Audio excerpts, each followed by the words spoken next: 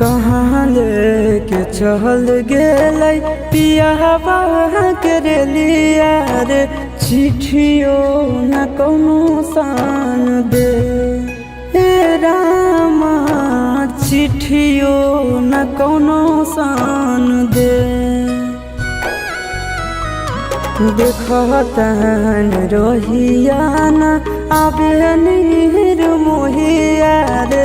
बसी गेलै पिया दूर दे ए रामा, बसी गेलै पिया पर दे।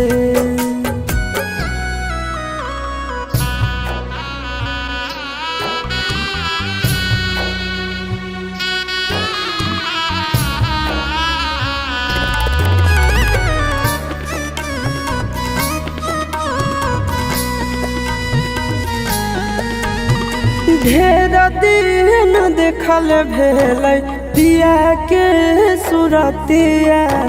पिया बिन बिरान लागे धनु संपतिया। पति पत्नी के हरदम साथ रहना चाहिए। देत रहे हमरा उपदेश ए रामा, बसी गेलै पिया पर दे।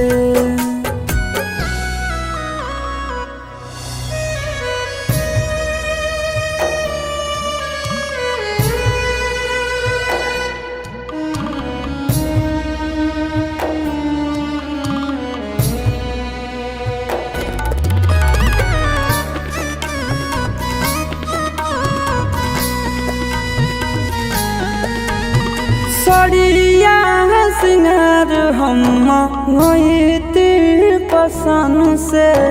कबो लड़ती कबो हम नैती अपना मन से। हमन नंदन आशीष पिया आइले हो सपना में। धरी के साधु के भेष ए रामा, बसी गेलै पिया पर